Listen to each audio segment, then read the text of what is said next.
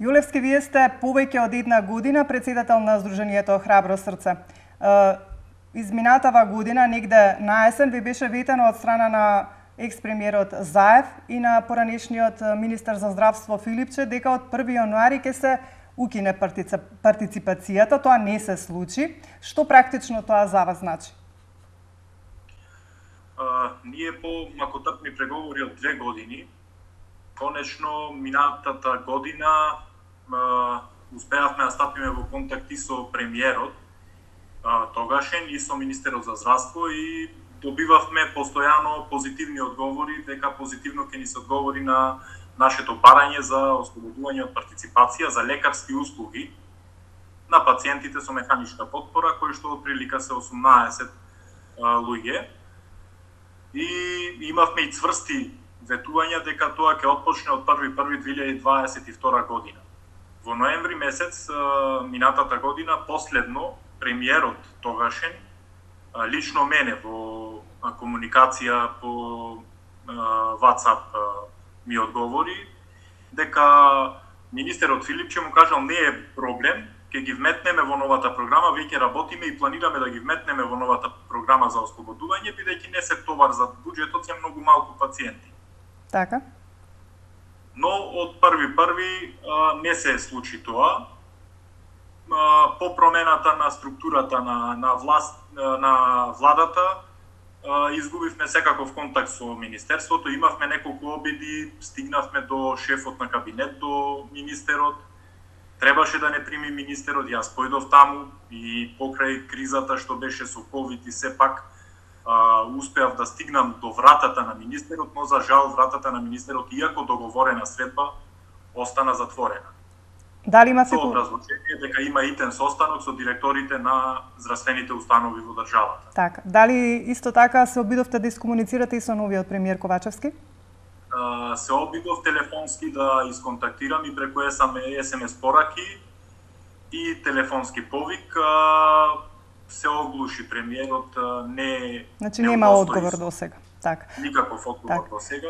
Бидејќи вие нели секојдневно се соочувате со многу предизвици кога станува збор за вашето секојдневие, нели со што се вели со вашата состојба, што практично би значило вие да бидете ослободени од партиципација? Се што ќе одите како прегледи да не ви наплаќаат, тоа е вашето барање? Малце поопширно да ни објасните.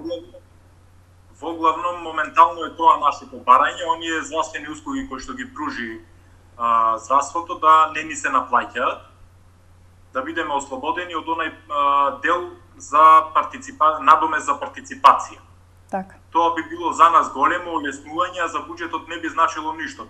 По принципот на ослободувањето на карбодарителите, пример. Така. Може да не вметнат и нам. Не се проблем средствата, колку што е проблем волјата да се пристапи на решавање на тој проблем на таа мала група на луѓе од 80 на луѓе во државата. Да бевме 300.000, сигурно ќе сакаа да не решат поради други причини. Така.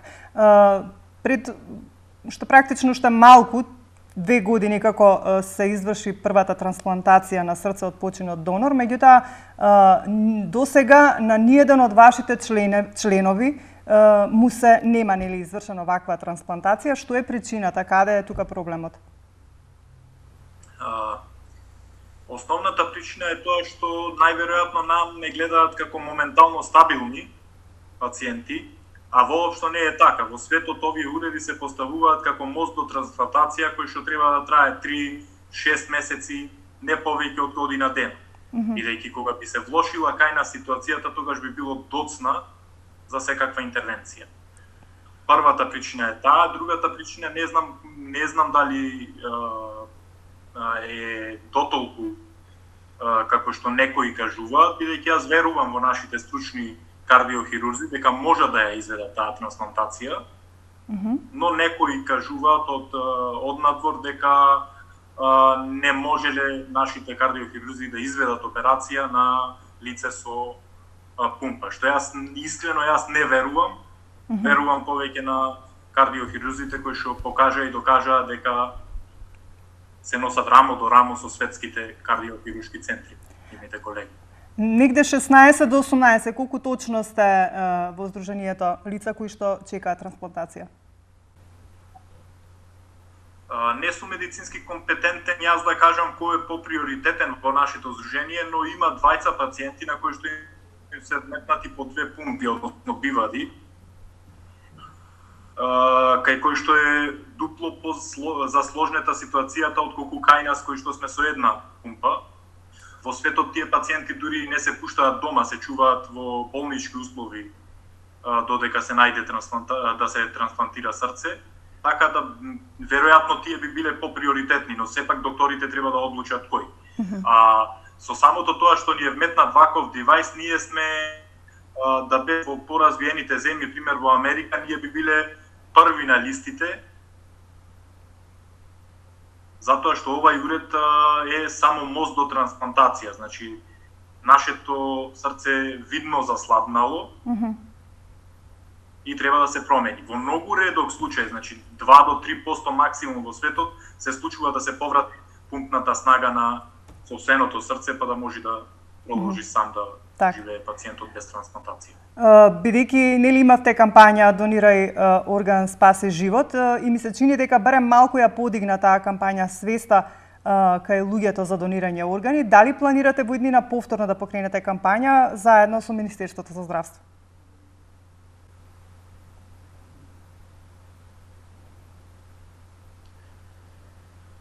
Ние планиравме да покренеме заедно со Министерството за здравство и воопшто со владата, односно надлежните, но немаме никаков одговор до сега. Тие ја стопираа кампањата поради кризата. Требаше да прави националниот координатор за трансплантација, требаше да прави национална кампања, но ја стопираа поради кризата. Ние продолжуваме со нашата кампања. За многу скоро време ќе почнеме со подмладоците на разни организации во државава да организираме секој сам младинец да не поддржи со снимање на видеопораки и праќање по социјалните мрежи, бидејќи ние немаме финансиски средства да може да да праќаме такви пораки по медиумите, со тоа што морам да се заблагодарам на некои медиуми и вашиот медиум е тоа што бесплатно ни ги пушта нашите спотови, но треба владата, односно Министерството и Националниот координатор да се залагаат малку повеќе околу тоа прашање и да се инвестира во подигање на свеста за органодарувањето, што повеќе да се зборува за таа тема во идните пред. На што ќе се фокусирате во периодов што следи во однос на вашите проблеми со кои што се соочувате?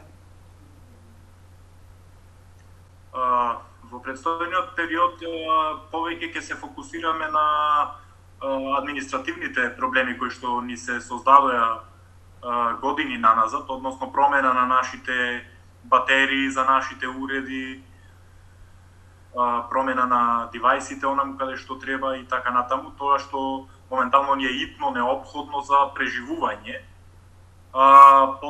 Исто така ослободувањето од партиципација и нема да запреме со подигање на свеста за органодарување, бидејќи дури да не се изврши на нас трансплантација, тоа остава вечен траг за оние кои што ќе добијат ново срце, кои што ќе си го спасат својот живот. И не гледаме ние егоистично и само за себе, туку имаме за генерациите кои што претходат, дека во државава треба веќе гласно да се зборува за органодарување. Јолевски, ви благодарам, се надевам дека и Министерството за здравство и новиот премиер Ковачевски ќе имаат слух за сето ова што вие го посочувате и преку нашиот медиум и преку останатите медиуми, дека ќе остварите комуникација со нив и дека ветувањето ќе ви биде исполнето.